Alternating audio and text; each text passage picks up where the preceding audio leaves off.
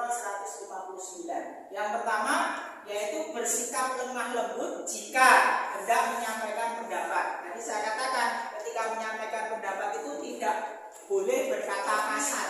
Kata-katanya tidak boleh kasar. Yaitu kata-katanya harus lembut, ya. Juga tidak boleh keras kepala. Keras kepala itu menang sendiri. Apa yang disampaikan benar. Ya, jangan seperti itu ketika menyampaikan pendapat. Kemudian yang kedua, berlapang dada untuk saling memaafkan. Kalaupun pendapat kita tidak diterima oleh orang lain, ya sudah, tidak apa-apa, kita terima saja. Berarti pendapat kita belum dikatakan benar. Kemudian yang ketiga, menerima keputusan bersama dengan ikhlas. Kalau keputusan itu sudah diputuskan dalam musyawarah, ya sudah diterima keputusan itu, kemudian dikerjakan. Menerimanya dengan ikhlas, tidak bahasanya bundel di belakangnya. Diterima karena sudah keputusan bersama. Kalau sudah keputusan bersama, ya diterima bersama-sama. Oke, kemudian yang berikutnya, menghindari prasangka yang negatif. Apa itu prasangka negatif? Prasangka yang buruk, ya, prasangka yang buruk dari pendapat orang lain. Kemudian melatih diri menerima saran dan kritik dari orang lain. Jangan saran kita yang diterima terus, tapi kita juga menerima saran dari orang lain, ya gitu. Kemudian berlatih menghargai pendapat orang lain, saling menghargai. Oke, tidak tadi saling mencaci. Kemudian selesai keputusannya ditetapkan bersama, yang terakhir itu perilakunya melaksanakan keputusan musyawarah dengan tawakal. Tadi saya katakan tawakal itu berserah diri kepada Allah Subhanahu wa taala. Kita melakukan hasil musyawarahnya, terus hasilnya diserahkan kepada Allah Subhanahu wa taala. Apapun yang diberikan oleh Allah Subhanahu wa taala, ya diterima. Nah, itu tentang perilaku yang mencerminkan kandungan surat Al-Imran 159. Baik. Itu materinya pada hari ini. Kemudian silakan nanti anak-anakku semuanya buat kelompok, ya. Dibuat kelompok, terus nanti catat pokok-pokok yang terkandung di dalam Quran surat Al-Imran 190 sampai 191. Nah, ini saya bagikan kertasnya. Silakan dibuat kelompoknya dulu. Ini buat kelompoknya. Nah, muter ini. Ya, jadi ada 4 kelompok, 1, 2, 3, 4. Ini muternya dibaca aja.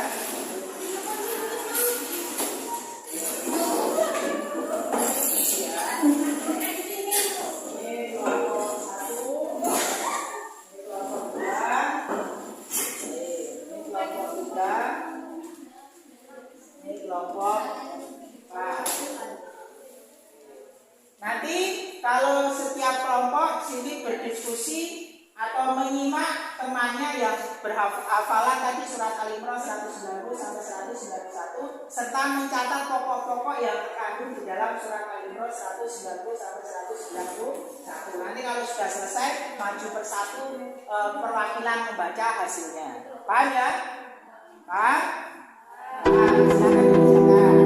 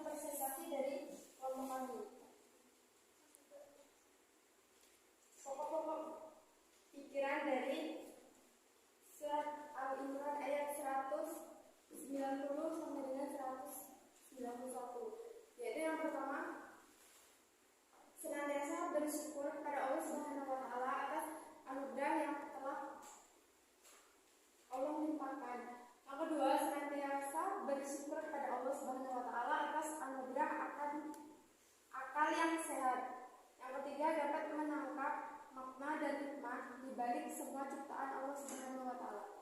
Yang keempat, semakin bersyukur pada Allah Subhanahu wa taala atas anugerah akal dan fasilitas lain baik yang berada dalam tubuh maupun yang berada di alam semesta. Mungkin ada yang ditanyakan? Ada, silakan. Dilanjutkan kelompok yang lainnya. Oke, silakan kelompok ini.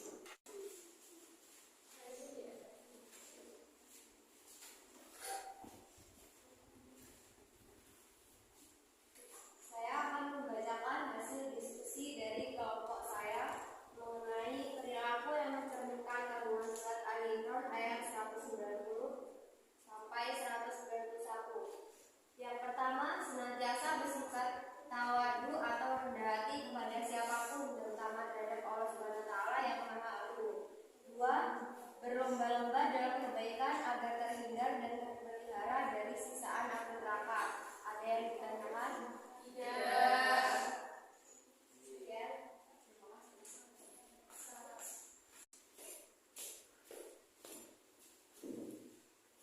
Saya di sini akan menyampaikan hasil diskusi dari kelompok saya. Perilaku yang mencerminkan kandungan surat Al-Imran ayat 190 sampai 191. Yang pertama yaitu senantiasa bersyukur kepada Allah Subhanahu wa taala atas anugerah akal yang sehat. Dan yang kedua, semakin meningkatkan amal soleh dan meninggalkan kemaksiatan. Mungkin hanya itu dari ditanyakan? Tidak. Oke, terima kasih. Nah, semuanya maju ya. Baik anak-anakku semuanya, itu tadi materi yang sudah kita bahas bersama-sama tentang berpikir kritis dan demokratis sesuai dengan Quran surat Al-Imran 190 sampai 191 dan Al-Imran ayat 159. Oke, untuk mengakhiri pelajaran kita, ada yang bisa menyimpulkan materi yang sudah kita bahas tadi? Silakan. Siapa yang mau menyampaikannya? Dari sini ada? Oke, silakan. Jadi. Baik, saya akan menyampaikan kesimpulan dari materi yang telah disampaikan oleh Bapak tersebut. Yang pertama, senantiasa mengingat Allah Subhanahu wa taala.